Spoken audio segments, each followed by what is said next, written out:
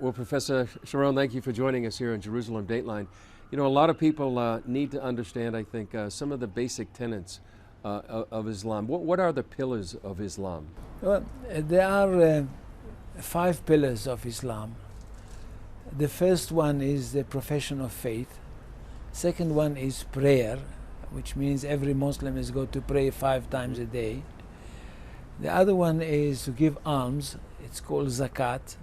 Every Muslim is going to give alms. And of course, it is in the Islamic literature, it tells sometimes how much each Muslim is going to give.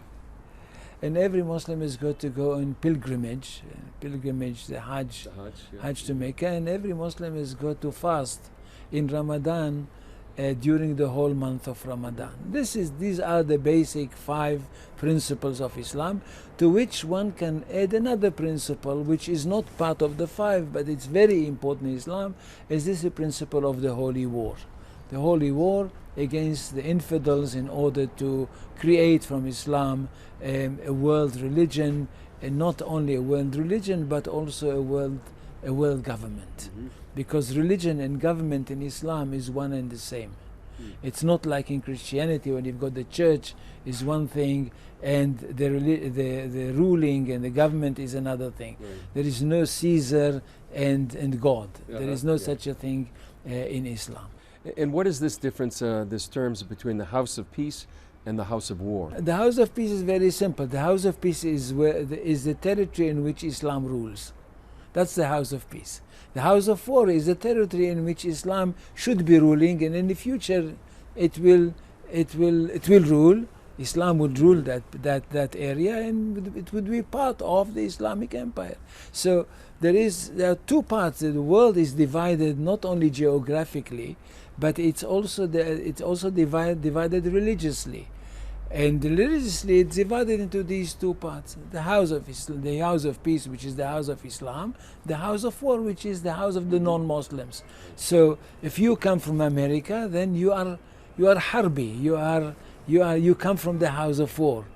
And basically, anybody who lives in the house of war is not a Muslim, is an infidel, and he is an enemy, just by the mere fact that he comes from the house of war. And what is the difference between Islam and the Muslims who may or may not subscribe to all of the tenets of Islam? First of all, in any society, in any religion, you would find people that are believers and non-believers. I mean, non-believers in being part of the society, but not infidels, but non-believers in the religion from which they come. But in the Islamic world, there are 2 things which every Christian should understand. First of all, as far as the Muslims are concerned, the majority of the Muslims are believers, and most of them would keep the rules of Islam and the different things which they have to do as Muslims. That's one thing. Secondly, the belief in the Quran. Yes, we read the Bible as Christians, as Jews, but there is no such attachment that every individual feels to the Bible as one feels to a Christian, with all the attachment that we feel to the Bible. The attachment of the Muslims to the Quran is unbelievable, and for them it is a way of life. It's the real words of God, and anything that is in the Quran or interpreted by the real interpreters or the good interpreters of the Quran is regarded as something that comes from God Himself, particularly the text of the Quran.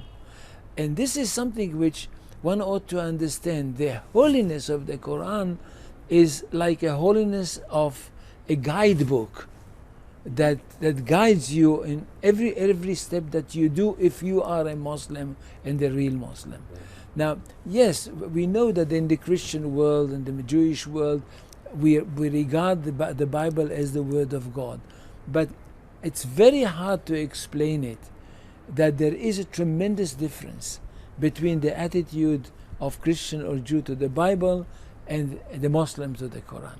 Because sometimes a Muslim, a Christian or a Jew would say, okay, the Quran is holy to the Muslim. But The Muslim would say, no, the Bible might be holy to the Jews and Christians, but they're making mistakes.